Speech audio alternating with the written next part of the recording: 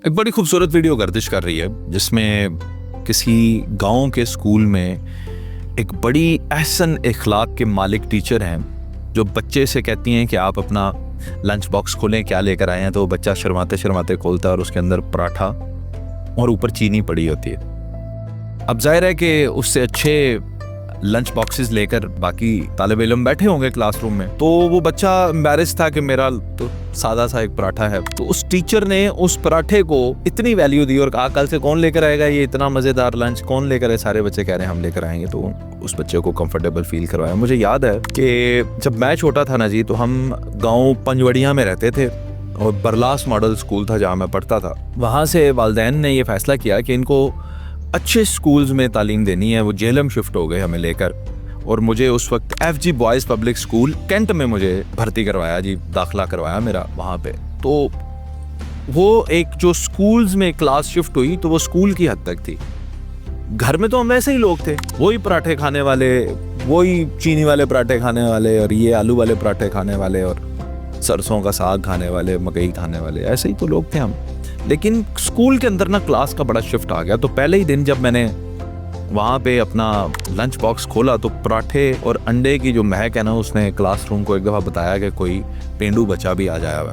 मेरे साथ वाली सीट पे बैठा हुआ मेरे स्कूल के दौर का बेहतरीन दोस्त अब्दुल समद, वो जब अपना टिफ़िन बॉक्स खोला ना उसने, तो उसके अंदर बड़ी ज़बरदस्त चीज़ें थी। फ्रेंच फ्राइज़ थे और सैंडविचेस थे कुछ। तो मुझे अपना लंच बॉक्स बिल्कुल भी अच्छा नहीं लगा।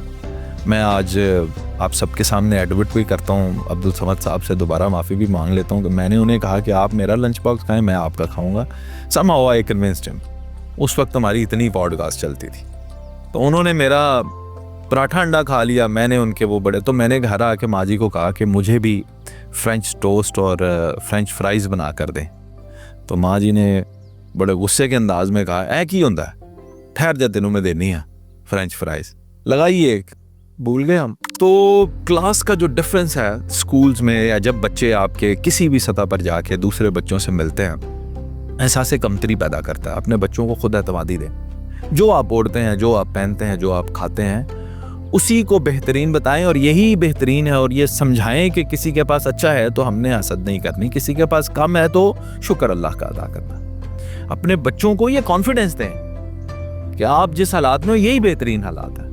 मुवाजना नहीं करना। क्यों सीखते हैं बच्चे मुवाजना, ये मैं आपको बताता हूँ। जब हम वालिदैन बैठकर बच्चों के सामने ये बात कर रहे होते हैं कि हमारे पास तो ये घर है, उनके पास देखें हराम का पैसा आया हुआ है, इतनी चीज़ें ऐसे ले रहे हैं, इतना ये उड़ा रहे हैं, ये बर्थडे कर दी उन्होंने, ये फलां कर दिया उन्होंने।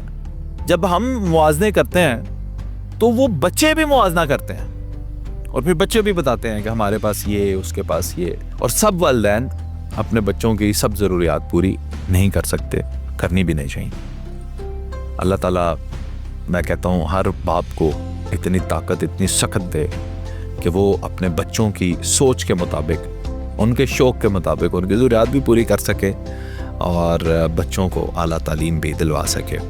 आप उनकी तमाम ज़रूरियात पूरी नहीं भी करवा सकते तो एक ज़रूरत ज़रूर पूरी कीजिएगा, और ये है कि उन्हें तालीम ज़रूर दिलवाइएगा।